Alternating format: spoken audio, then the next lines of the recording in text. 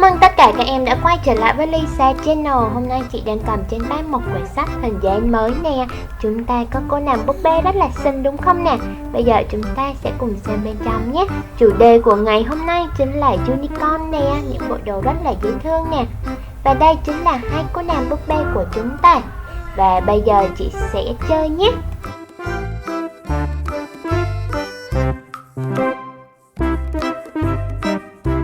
Và trong quyển sách này có hai nàng búp bê rất là dễ thương luôn nè. Bây giờ chị sẽ bắt đầu chơi nha. Đầu tiên chị sẽ cho búp bê mặc những trang phục thường ngày nè. Một chiếc áo có in hình unicorn màu vàng nè. Và sẽ mặc cùng với một chiếc quần sọt jean.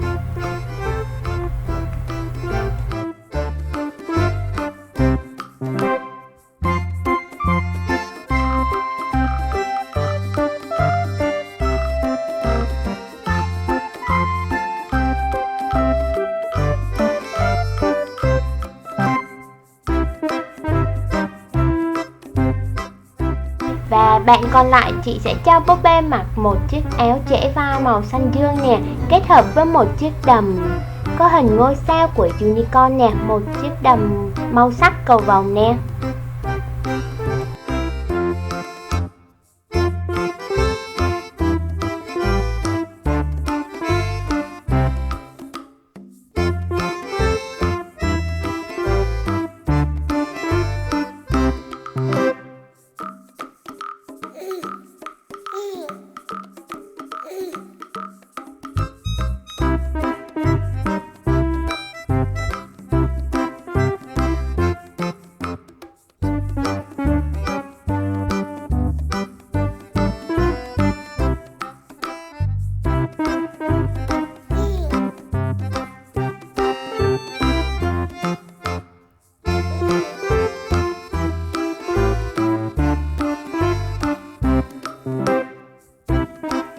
Đây là ly trà sữa nha, một ly trà sữa unicorn.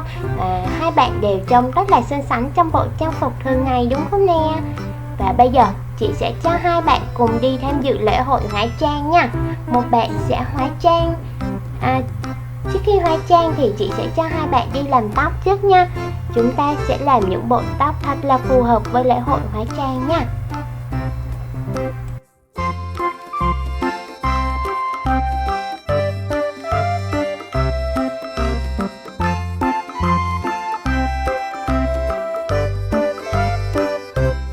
Và các em thấy hai bộ tóc này đã hợp với lễ hội hóa trang chủ đề unicorn chưa nhỉ? Bây giờ chị sẽ cho hai bạn cùng thay đồ nhé. Một bạn sẽ hóa trang theo kiểu là đồ ngủ mang phong cách unicorn nè, với một bộ đồ unicorn trông rất là dễ thương luôn nè.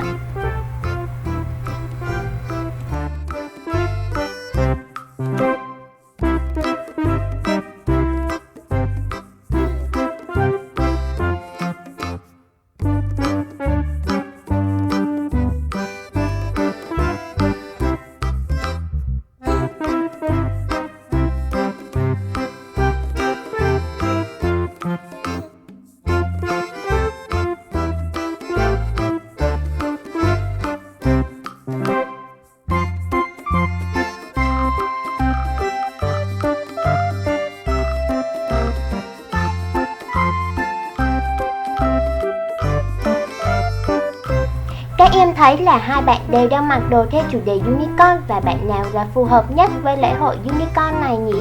Các em hãy cho chị biết ngay bên dưới bình luận của video nhé.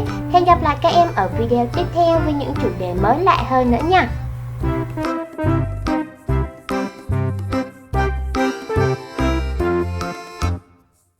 Nếu các bạn yêu thích kênh thì hãy nhanh tay đăng ký nè, like và share để ủng hộ kênh nhé.